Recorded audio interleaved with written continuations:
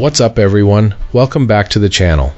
Today we're diving deep into one of the most requested reviews analysis, so stick around. You don't want to miss this. But before we get into that, if you're considering a purchase, don't miss out on this incredible discount available right now. Check the description below and the pinned first comment. Now, let's not delay any further and jump right into the details.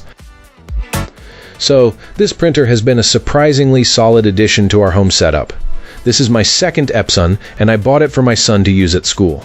The quality and ease of use I grew used to with my first Epson carried over to this one. The shipping packaging was excellent, and setup was almost effortless. Plug it in, connect to the network, and it just worked. I really like the touchscreen control panel that swivels to whatever angle you're comfortable with. It's easy to navigate, and you can quickly check ink levels and see how many pages you've printed since the last cartridge change. This thing can copy, scan, fax, and print at a pace that actually makes sense for a busy household. Printing from Apple devices is straightforward too, which is a win for us because everyone has an iPhone or iPad around. You've got options for how to run this printer as well. It can connect to a computer with a cable or work wirelessly. If you want a direct USB connection, you'll need to grab a printer cable separately. The ink cartridges that come with it cover a decent amount, about 500 pages in black and 450 in color, plus a paper tray that holds 250 sheets.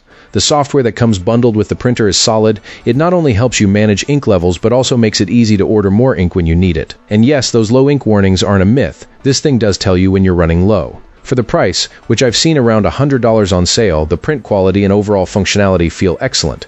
We were replacing a Canon all-in-one that started dying on us.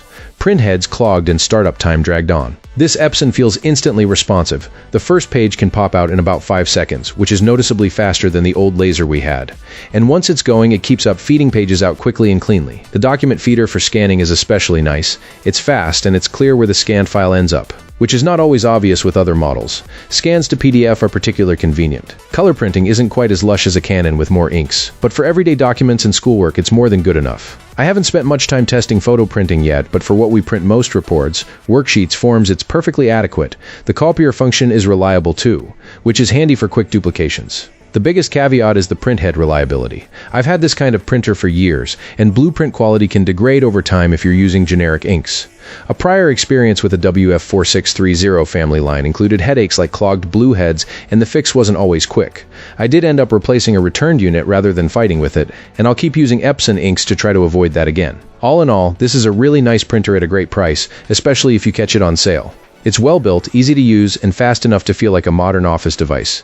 If you're after a dependable all-in-one for home or a student setup, this printer is worth considering.